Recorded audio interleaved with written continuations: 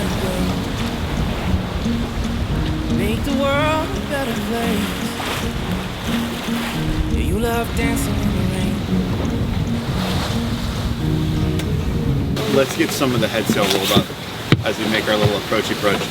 We're pretty much sailing at a cliff right now, and there's a very tiny opening to get in. Kind of reminds me of the Bahamas, only it wasn't blowing 20 with like meter swell. This is gonna be pretty interesting.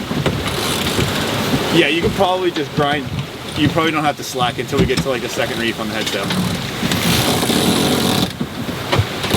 We're aiming at a cut that's only about 200 feet wide. Yeah, we don't need to be sailing in at 8.5 knots. Yes.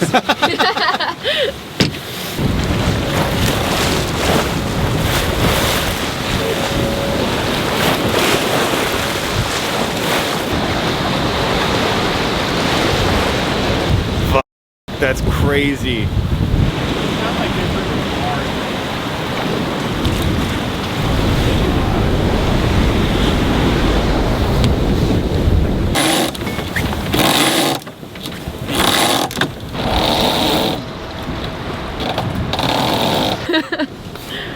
Wow. I'm sure the camera didn't give it at all justice, but like, probably that not. was nuts. My And now heart we're was like this beating. totally calm, chill, like river surrounded by cliffs. Yeah, it's crazy how quick of a difference it gets from outside of the cliff to inside of the cliff. And now it's super calm. We have about 10 minutes before we dock, so I'm gonna put the lines out and then yeah, we'll be ready.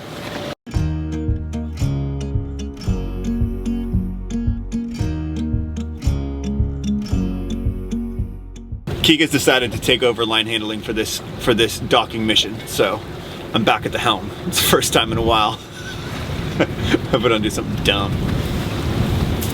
Should be easy. Downwind side tie. Straightforward, knock on wood. You can bring that one back, yeah, almost midship, so you can grab it if you need to. Beautiful. Yep. All right, fenders. And you can also probably just tie 3, like 1, 2, 3 along the handrail, and the 4th one, f it.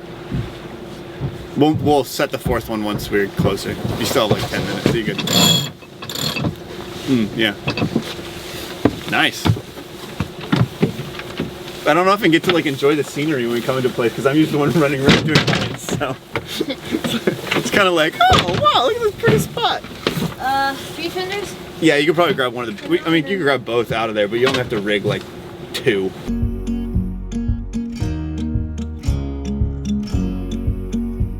I'm gonna bring you in, you're gonna hop off with the midship, and I'm gonna crack it in reverse to stop, because we're gonna be drifting forwards no matter what I do.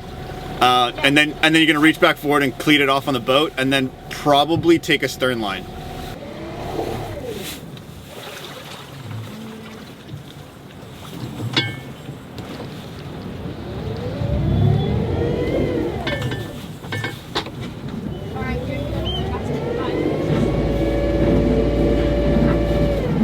All right, just cleat it until I can, and then kind of pull back in.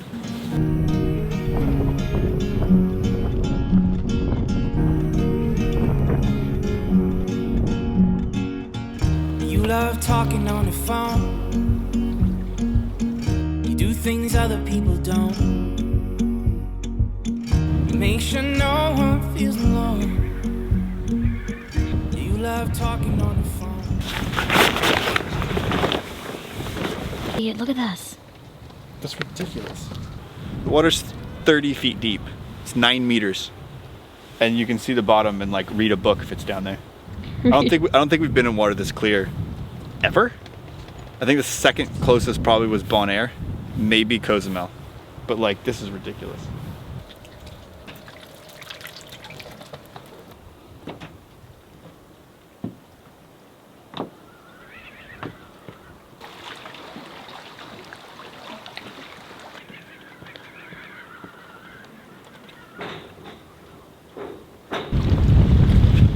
Super cool. Well, we made it officially to the dock in Myken, and it's still really early, so we have time for a little walk around the island.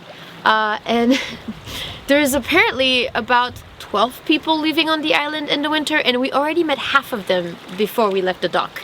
And one of the one of the people that came over to welcome us was the manager of a distillery, because there's a distillery on this island, and he invited us over later on for a tour, and yeah, so we can celebrate crossing the Arctic Circle again with a proper shot this time. We already had the salty drink. We'll have the non-salty drink now. Yeah. Yeah. So. Shall we go for a walk? Apparently there's only like 700 meters of road in this town. Yeah.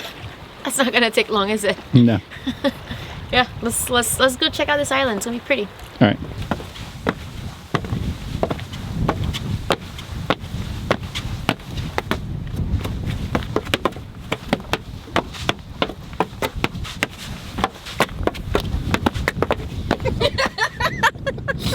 Okay, now we can go check the island. It's gonna be pretty.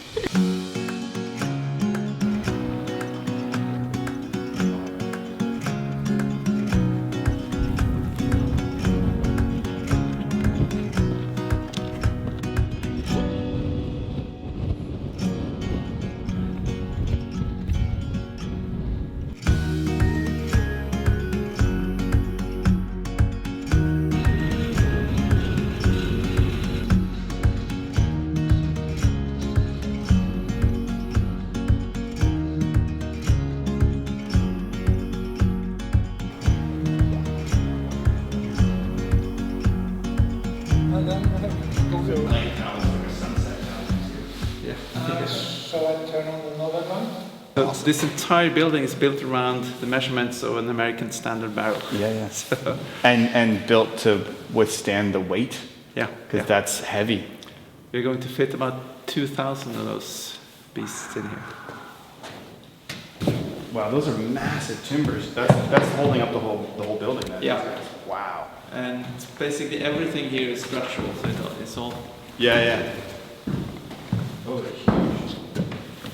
So there'll be a floor up there people can sit, and it looks like you might get somebody to do some pop-up restaurant stuff. That's pretty.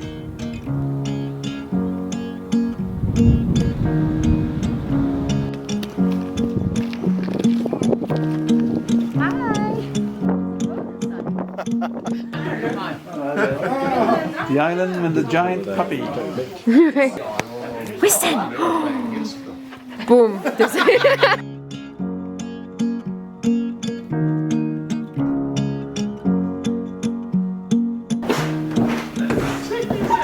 bad stuff.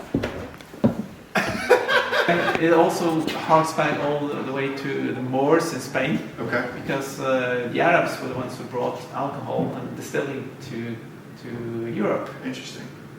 Then they stopped using alcohol themselves and let us do it. But these are made in Spain, actually, these stills. So that's a craft that goes all the way back to the 1400s, hence the shape of it. And the copper purifies the spirit, it takes out any sulfur compounds, which makes things taste really, really bad. So there's a chemistry behind it too. Yeah. It's not just Yeah. easy to. and any spirit made from copper stills tastes better than from steel. The vapor rises up. It gets sort of a recirculation zone up here because it widens the diameter. And then the vapor hits the wall and it recondenses, falls down and gets heated up again. So the spirit gets purer every time that happens. Interesting. So that's why you have this shape. In Scotland it would be a ball. Here it's an onion, but it has the same. And then eventually purpose. some of it makes it up into the pipe and condenses Yeah. and comes back down. Yeah. And this is all gas, like a propane. Or Yeah, it's propane heating. These are the burners. Yeah, Yes. that's a spare burners up there. Yeah, the old one. So it gets pretty hot in here then. Oh yeah. Not a bad job to have in the winter. In the winter it's really nice. In summer it's a bit too hot. Yeah, I bet. Yeah, I bet. We do, of course, is we make whiskey, and we do that according to Scottish rules. Even though European rules are a little bit more lax, we want to sort of test ourselves against the best people in the field, and that's the Scots. So we are only allowed to use 3 ingredients. One, the most important one, is malted barley. The other is water and yeast. Wow. Nothing else. That's it. Where does the barley come from? As much as possible from Norway. Okay. But there isn't really that much production in Norway for malting. So there's a lot of German malt lying in there. They've been doing it for 600 years, so they know very well what they're doing. Fair enough. So what we do first of all is just ground up that malt, put it together with the water and the yeast, and we make beer. Beer which is even flatter than the one you have in the glass right now. It's a very simple beer because there's no hops in it. But we only use that as sort of the ingredient for the rest of the stuff anyway. So the beer must be good, but it doesn't have to be sparkling or fresh or something that you want to drink on its own. How long does it have to ferment for? 3 days usually. Okay. That's Set temperatures and everything. well, actually, it takes care of itself because we start at 20 degrees Celsius. And then, there's lots of life in here. That looks like Wait. what we were pouring out of that keg earlier. Yeah. Whoa!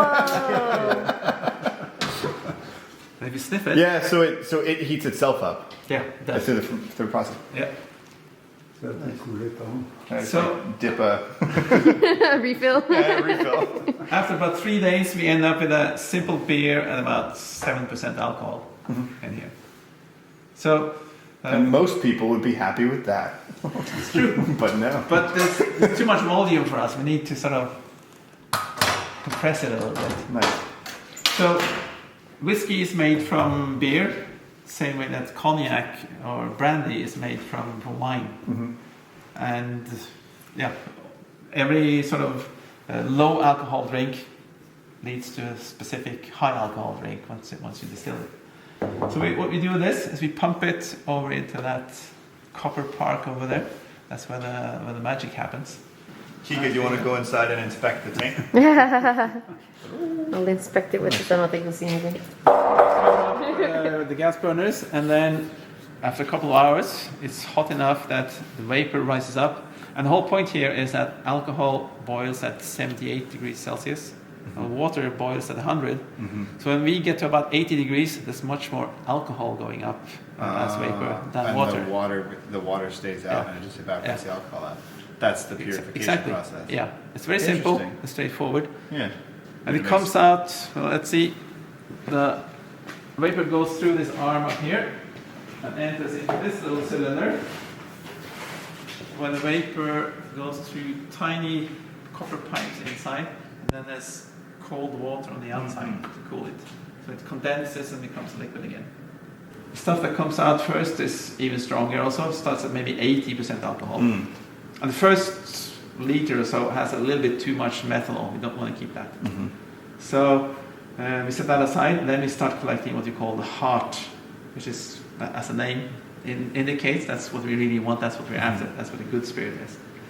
So from about 75% alcohol, and also here goes down as the process continues, down to maybe 60% alcohol. That's the stuff we set aside, which is going to become the whiskey. But it keeps producing after that also, so from 60 and again down to maybe 3%. We call that the tails. We put that back together with the stuff that we collected from these other stuff. Gotcha. So nothing is lost, it just goes around Try it quite a again. few times. Yeah. Stir it quite a bit. Let's open the whole thing. Oh wow, Whoa. that's crystal clear. This is going to be whiskey, This is going to be whiskey. but right? the whiskey comes from the charred smoked barrel, not like this is a clear spirit. Yeah, this is a clear spirit. It has a lot of taste, but none of that smokiness. Oh, or it smells good. Just put your finger under here and taste one now. It's quite sweet actually. It's at 70% alcohol. Wow, yeah. It's kind of strong stuff. Don't drop the camera in it. We have been fishing out sunglasses from this when the tourists. Did you really? Really clean sunglasses. Yeah, I always forget that it's like almost pure, Yeah. complete, and then it's like the charred oak barrel. Yeah, and then it's the sitting oak for barrel 3 that years, gives and it all gives all the flavor. the color. Yeah, and yeah. Most of the flavor. Yeah, I was surprised to see it so clear. Nice smell. And so this like liter per liter becomes whiskey. Actually, we watered this down a little bit because now it's about 70%. We use about 63%. Okay. We put it into the barrel. Then some of that evaporates, and the strength might go up or down according to the humidity and all that kind of stuff.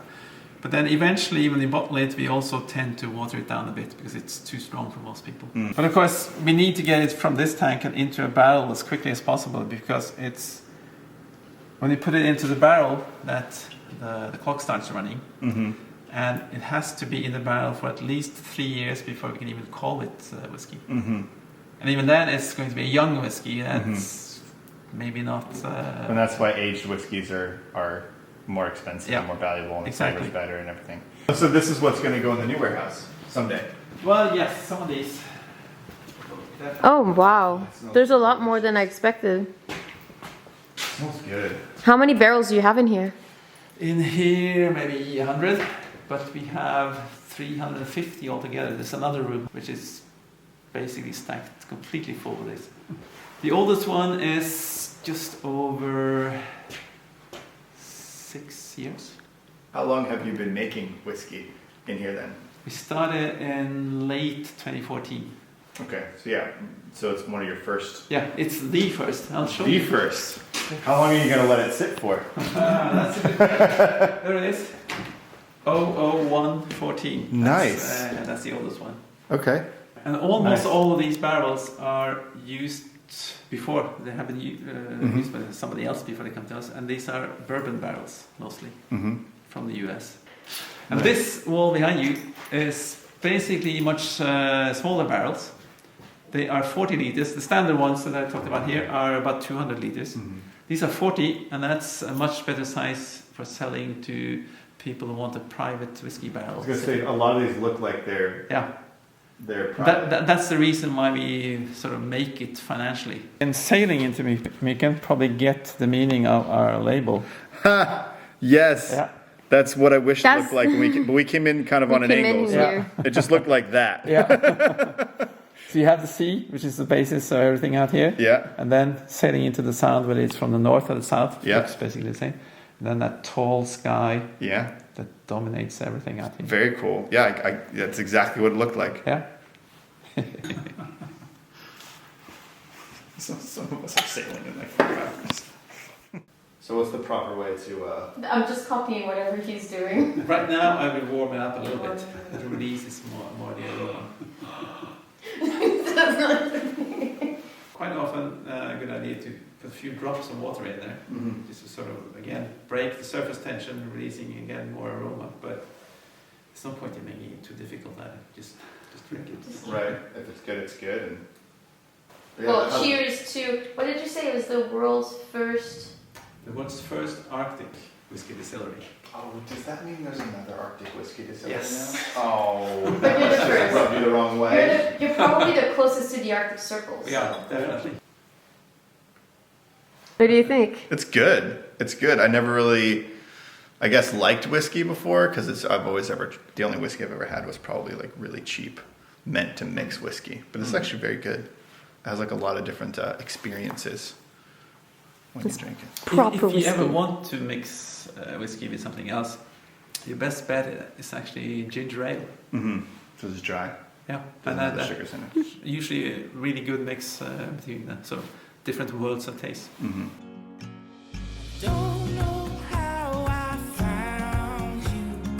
I guess that dreams come true when you least expect them to. Ain't life fun? How did I get so lucky? Well, cheers again for being north of the Arctic Circle. I think officially we're blue noses now. Yeah, that's how you guys call it, Yeah. don't you? Blue I think noises. it's pretty fitting to celebrate officially with some tastes of Arctic whiskey as well. Well, It's definitely a sipping thing, but it's pretty good. It has like a lot of layers and flavors. It does something to your nose, though. Makes you wanna... We've had a pretty amazing somewhat whiskey-inspired chat Very whiskey inspired. with Roar at the distillery. And we decided we were going to have our very own Uma Arctic whiskey. Yeah, we're investing in 2 casks of whiskey, which it's a long process. It's going to be a long commitment because whiskey takes like 4 or 5 years to really sort of properly age. Yeah. So, yeah, in the meantime. But, you know, and I mean, in everything you do in life, if it's a long-term commitment, you have to start somewhere. So might as well start now, and in 5 years, we'll have a really yummy Uma whiskey. Umarctic whiskey. Umarctic. Umarctic. Umarctic. Well, we'll figure out a name. We got time. We have a lot of time to figure out a good name. So, anyway. So, over the next couple of weeks, while we're continuing sailing north, War is going to carefully select our 2 barrels, and he's going to start the process of making our first 2 casks for the Uma whiskey. Yeah, we're excited. Yes. Well, Dan and Kika, here they are. The world's 2 first Uma whiskey casks. Not only that, Norwegian Arctic whiskey inside them, which is kind of special. Made even from Norwegian barley, so this is as Norwegian as they get. They filled just recently with what we call our new make spirit. It's not whiskey yet. As you may know, it takes at least 3 years before we can even call it whiskey, and even then, maybe a couple of more years to mature into really good whiskey. But I think already the Oloroso sherry, which has saturated the wood in these casks, has started to seep into the spirit, mellowing it, giving off its fruity character. So I think this is going to be a really interesting case to follow, to see how the taste develops over the years. So he's going to make our 2 casks a little bit extra special. One, by painting one end with chalkboard paint. So anybody who visits Myken that would like a taste of the whiskey while it ages will be able to get a taste and sign the chalkboard. Yeah. Just on like our we have boat. on a boat. And anyone who signs will be notified first when the bottles are ready for sale. They'll be the first ones to get first dibs on their own bottle. And the second way that they're going to be extra special, we left Roar with a few liters of water that we've desalinated on board from Arctic Ocean water. And he's going to use those as part of the aging process. So each bottle is going to have a little flavor of Uma in it. Yep. Quite literally. Yeah. That's really good, actually. Yeah. It's really good. Growing. You want some more? Speaking of whiskey. Sure, yeah. A There's a little more. It's like a little. Just a little. just a little- Yeah, why not? Right. Yeah.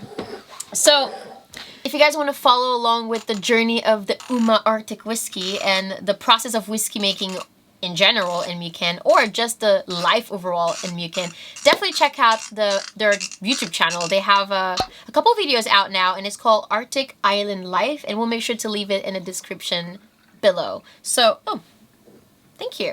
Wow. What is that? Hey, so I heard the good news. Crossing the Arctic Circle. Yeah. That is happening. You're in here now. You know that's not tea. Okay. Or never mind. Oh, yeah. I'm loving some good whiskey. Whatever. Anyway, since when do you drink whiskey? Girl, we're Haitian, okay? I've been drinking whiskey since before you were born. That doesn't Yep. make any sense. You know what? Never mind. Not even. So, why are you here? What, you mean I can't just come and celebrate with my BFF? I mean, yes, you can, but we all know that's not why you're here. I'm just only here to hang out with you. Okay. Okay. If that's true, great. I mean, cheers to We that. should celebrate, yeah. Oh, she's chugging it again. Okay. Although, Wow. you know, I have noticed how much improvement you've been having with all the Skillshare classes you've been taking lately. You have. Yeah, I mean, you've just been doing so good. And you know, since Skillshare is an online learning platform where people can come and just explore their creativity, I feel like you've been really developing your creative side. I'm just saying, I'm just really proud of you. Aw, Yeah. that's actually really sweet. And I think you should probably learn more classes on Skillshare, because Skillshare has all these classes that pop up all the time. And Kika, I believe that Oh. you've been doing so good mostly because you are not distracted by ads. Because there's no ads Yeah. on Skillshare. So, course. cheers to that. Yeah. This is your typical Skillshare bit. How do you think I don't follow this? No. Like, you can't just sneak this in a conversation. And I mean, if we're going that route, might as well go and talk about the free trial part. What free trial? Yes, you always end it with, "Oh, if you want a free trial, you can just click the link in the description below." Haha. That is not how I I sound. know that's not how you talk. Okay. I'm just saying it. Well, anyway, all I'm saying is that most people watching this, if they've watched it before, And if they were interested in Skillshare, it means they probably already signed up as a free trial. I guess I see your point. Hold up. Oh, you're calling someone. Okay. I'll just wait. Hey, it's me. I just quick question. Can we just sneak something different at the end? You know, just change it up a bit.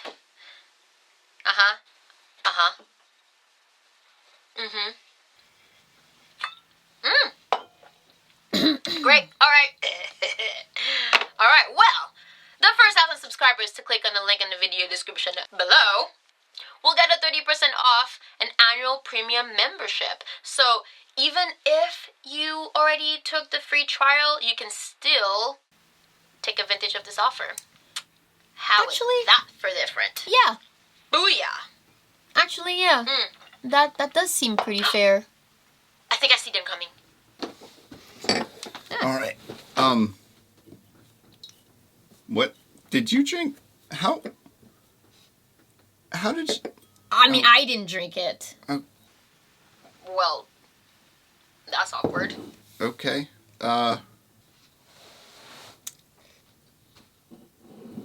Well, anyway, cheers again to Crossing the Arctic Circle. Cheers.